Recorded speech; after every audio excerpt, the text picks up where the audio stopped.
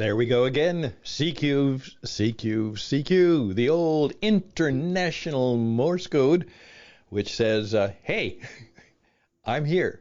Are you there? Could we talk? Hey, I'm here. You're there. Could we talk? And that's the way ham radio operators throughout the history of amateur radio, which actually goes back before real radio, that's what they would do with their telegraph key and sending a message out, and hopefully they could be in touch with somebody around the world. And obviously in the early days, that was just like magic almost, Yeah, we'd heard about maybe telephones, but radio, wireless. Yeah, how could that be? How could that happen that without a wire and obviously hundreds and thousands of miles away, how could you communicate? And of course, today we would think nothing of that. It happens all the time. And that's just in the brief span, historically, of about 100 years. Just think about that. I wonder what the next 100 years will be like. And those of you who remember the show Star Trek, they were actually in the 25th century. And they were amazed that then they had actually had computers that could talk. Remember that? Amazing. The computer could almost think and talk. And here we are. By the way, I want to let you know that those people who are telling you that they have the clue about what to do with artificial intelligence and chat GPT, I'm just going to remind you, don't listen to them yet. And that means don't even listen to me about it, but we'll get there. Hey, today is Pancake Day. That's right. Around the world, today is Pancake Day. And I'm going to tell you why it's Pancake Day. And then you can do what I did. We had pancakes today. And of course, part of it may be related to the fact that it's also Mardi Gras in much of the world. And so that's today. And today I had to remind somebody that I'm sorry, but nobody cares. Nobody cares. And once you understand that, it actually sets you free to become what you want to be and do what you should do if you understand that in most cases, truly, nobody cares. Well, that's the pitch. That's the trailer. The show will be about 15 minutes. So if you have some time to think some interesting thoughts and learn about pancakes, you are in the right place because that program begins right now.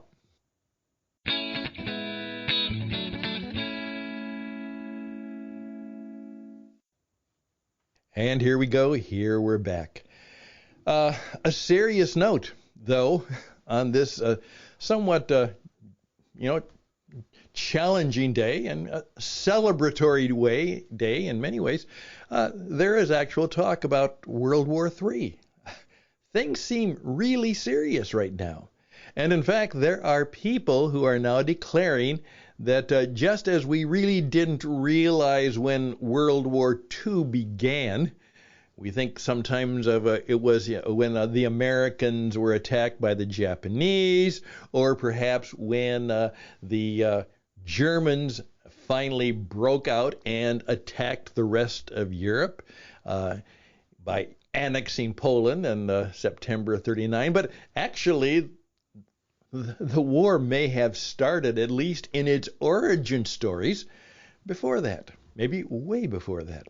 So there are people who are now saying that World War III is in its origin phase. It may not be to its heavy conflict stage yet, but it could be.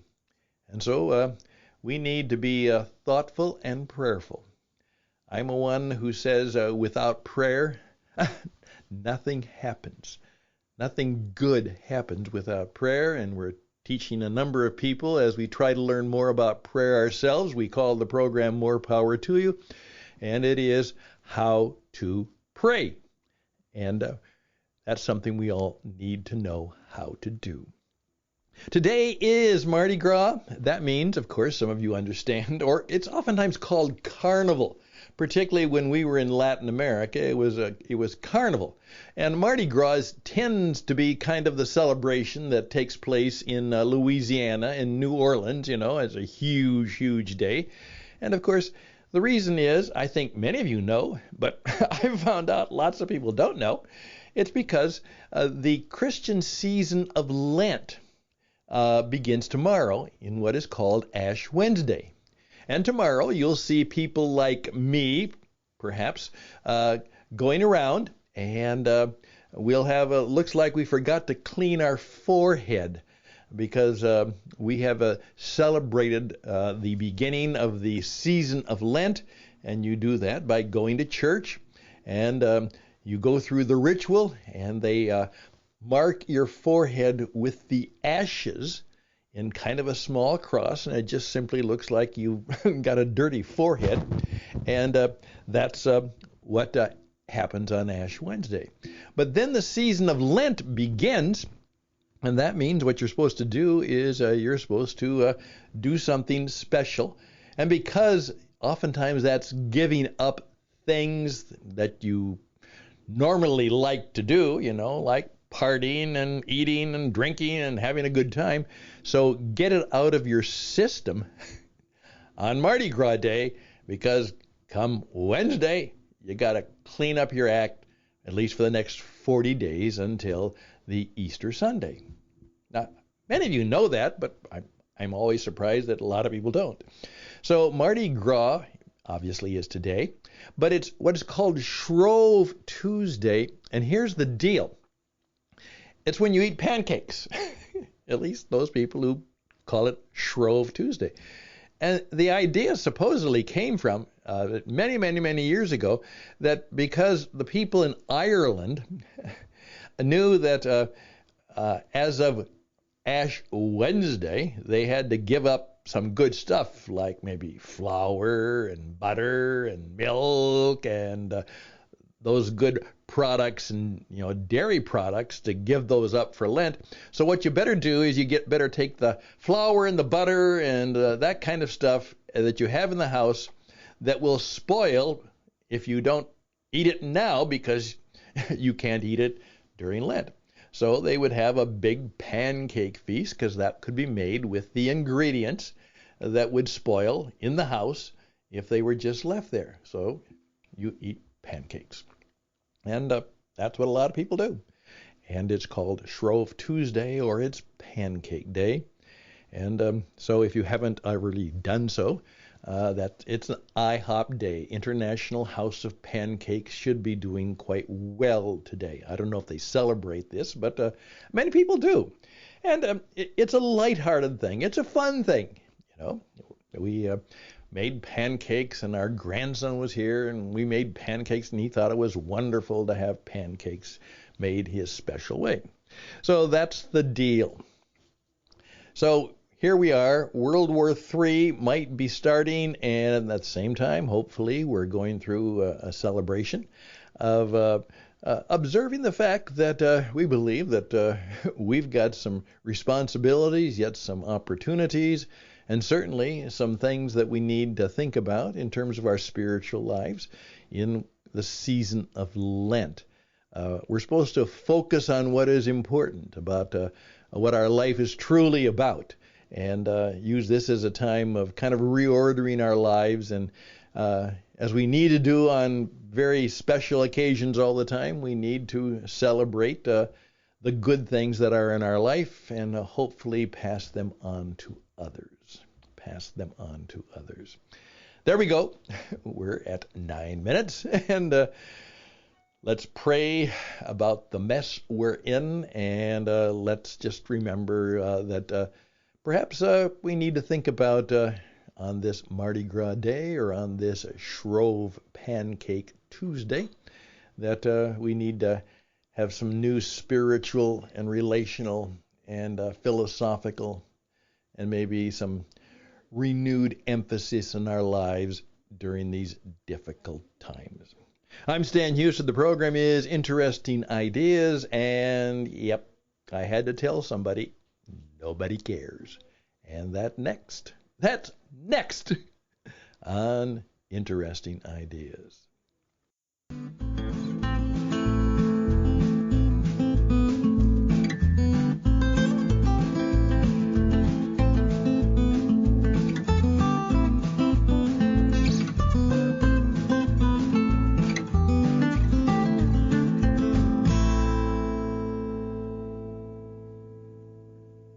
And I'm going to do a little performance coaching with that. These are the things I used to teach some people who wanted to be in leadership and as a performance coach, particularly in the areas of sales and marketing. And let me just give you a little brief idea. Remember, I told you, some of you, that you need to come up with your Super Bowl commercial, which is a sales job. Can you, in 1 minute, do a sales job like a Super Bowl commercial? Can you, in 1 minute, write a pitch that would get people interested in your product or service? The kind of elevator pitch. What can you say in 1 minute? Well, what I tell people is that's not realistic, but if you do it well, and if you know the formula, AIDDA, and if you turn it into a story rather than into a sales pitch, you might actually get people to be interested in what you are about, because they discover there's something you have that they might want. That's all. You have something they might want, and they want it enough to perhaps listen for another minute or 2 or maybe 3. And that's what you're trying to do. Okay, now part of the problem is that most of the stuff is, as one of my friends, Frank, would say, and Frank was a top-notch sales guy. And when he had some people in where he was trying to teach them how to sell, they would start talking, and then he would look at them and say, "So what? So what?" Because in the story, they were talking about their company. They were talking about their product. They were talking about their offer. They were talking about all the things that they are and could do. And the question is, so what? Oh, we are the top company in our industry. So what? Now, today, what I had to do is a group of people were putting together, and the leader was they're trying to give a pitch. They're going after a big relationship, big client, and in effect, he wanted to talk about his resume. And it's a very impressive resume. He's the leader of this, and he's written a number of books, And, he thought that would be good. And I simply said to him, Roger, no one cares. No one cares. Okay, you went to Harvard. No one cares. No one cares. What they want to know is, what can you do for them? That's all they care about. And so here you're going around telling me all the things about you and your company and your product, and why should I care? And so, in effect, I had to tell my good friend, I said, cut to it. As one guy said to me one time, "Stan, I know what you're doing. What you got?" Because I was still thought, well, I'll tell you who referred me and what I've done and where I went to school, and I was trained by the BBC, and I've done all this, and we've created this, and this, and this. And he said, "What you got? Tell me. What you got that I might want?" Most of the stuff that is in your brochure, and most of the stuff that is in your sales pitch, and most of the stuff that is in your resume, no one cares. One of the guys who really will help young authors, and they have a hard time with that. And his line is, if you're a writer, you have to, first of all, understand that no one wants to read your stuff. He has some stronger words. Nobody wants to read your book. No one wants to read your book. No one wants to read your stuff. Now, what are you going to say to them? Knowing that they don't want to read your book and they don't want to hear your story, what are you going to say to them that will get them to stop thinking what they're thinking and doing what they're doing, which is not caring, and begin to connect? What are you going to say? What are they going to feel? What are they going to experience? What are they going to find out and know? What are they then going to be able to do because you came into their life? Remember, no one cares. No one wants to read your book. No one wants to go to your show. No one wants you to be their bookkeeper. No one cares. And the problem is, the things that we care about, no one cares about. This has happened hundreds of times. I learned quickly. They've developed this great idea, this great course, this great seminar. They're so excited about it. It's so good. And so they do what thousands and millions of people have done. They're going to do a webinar, or they're going to do a course online, and they give the subject and they give all the things that go into it. And then they say, this is limited to the first 100 who sign up. And they're so excited because it's really good. And it probably is really good. Guess what happens? No one signs up. No one shows up. No one cares. No one comes. And if you understand that that's part of how the world works, life is difficult. Indeed it is. A lady said to me after this expression, I recommended something, and she said, well, I've had a number of bad experiences with that in the past. And I said, okay. I said, do you know what? There's a 4-letter word for having a lot of bad experiences. And she said, oh, what is it? I said, life. That's the 4-letter word for having a lot of bad experiences. Life. Just let that sit on your head. Hey, but I'm an optimist. I believe that all will be well. But it's not because of anything that's about me or anything about the way the rest of the people are running the world. It's something a lot more significant than that. But there we go. We're under 20 minutes. No 2 hours, no 1 hour. We're done now. You now know Pancake Day. Why? We're praying about World War III and how we can deal with the idiots who are stirring that up. And now we're understanding that if we want to do something significant, we have to understand the reality. No one cares. 3 words. No one cares. But do it now. And get an audience of 3. And start with 1. And by the way, if you'd like to know more about that, reach out to me. I'm Stan Husted. Interesting ideas. I'll be right back. And of course, I've got a pitch.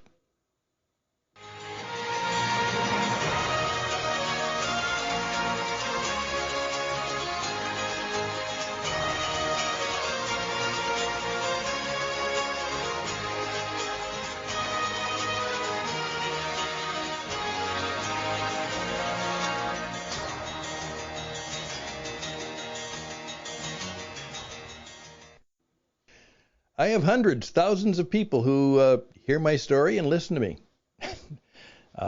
no matter what. Even though today I'm spending most of the time actually playing with my grandson. But guess what? Because of what I do, I am selling, demonstrating building relationships with hundreds of people all around the world, because I know how to do that. And hopefully there's a little bit of entertainment, a little bit of smile, a touch of arrogance maybe from time to time, but I think most of all you hopefully see that there's a humility in who I am and what I do. So I can teach you how to be on the radio and how to market yourself and how to sell the things that are important to you. That's what I do, and I do it pretty well. So reach out to me at stanhouston@gmail.com, stanhouston@gmail.com. Best and blessings to you on this Shrove Tuesday. And get ready. Get ready for perhaps the next 40 days might be a miracle time. Something significant might happen and can happen to you in the next 40 days. Best and blessings. Till next time. Bye for now.